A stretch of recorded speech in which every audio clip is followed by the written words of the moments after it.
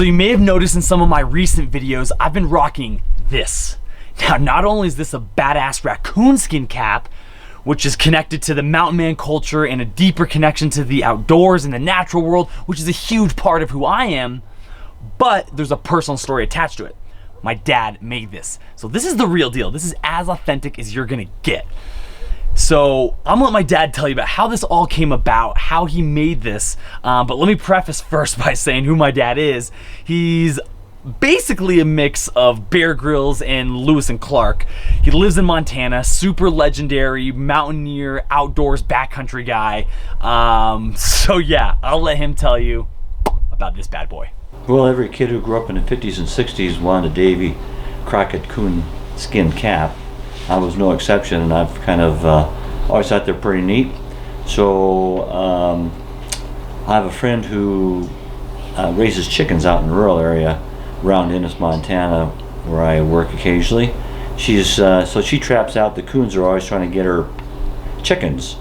So after she trapped one, I told her I needed a pretty good sized one. She threw him in the freezer and brought him into where I work at the hospital in Ennis, and I brought him home. Usually I'll gut them in that way they don't spoil, and then I'll put them in the freezer and get them off to the tanner, or the skinner and the tanner, which is the one on YouTube.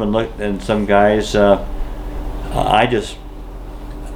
know about suture because I'm a gynecological surgeon, so I use the suture that's permanent and the right diameter, and I have needles that obviously you could use to put through hide, and I just added a couple little things so I could bury the suture line, and I fold underneath the skin at the edge.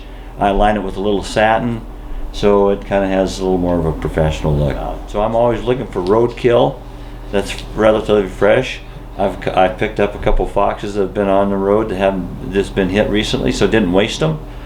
I gutted them and had them skinned and cut it and tanned, and so I have a couple nice fox hides. And same with I found one time going to work in the middle of the night, found a recently killed raccoon too. So I always keep an extra bag and a pair of gloves in my truck to throw some recent roadkill in. So hate to waste those beautiful animals. First roadkill that I kept was a cool day. It was on the way to Ennis, which is an hour drive from Bozeman, in the morning. Somebody just hit this poor little fox, and so I threw him in the back of the truck and put him in a plastic bag. It was a cool day, so he was okay, but I gutted him when I came home because that's how they'll spoil quickly. Either you got to throw them in the freezer or gut them out pretty early. Sometimes I leave the legs on the coon's pelt, so that kind of adds a little extra coming down over the shoulders. And I always like to put the face on the coon on the front of my hat.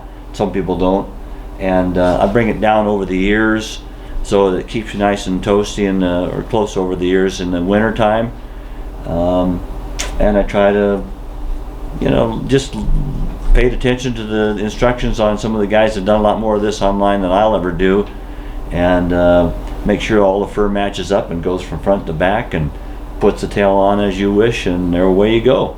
It's been fun for me to learn how to do it. It took me a long time. Actually, the first one had to redo a couple things, resew a couple things, but I think the more I make, the faster I'll get, and I'll learn how to kind of make the ears stand up and the nose stand out a little bit more, just from tips from my friend who's a taxidermist. So it's always kind of fun, and hopefully people I give them to enjoy them and have fun with them.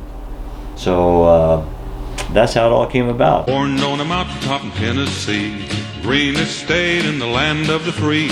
Raised in the woods so he knew every tree. Killed him a bar when he was only 3. Davy Crockett, king of the wild frontier.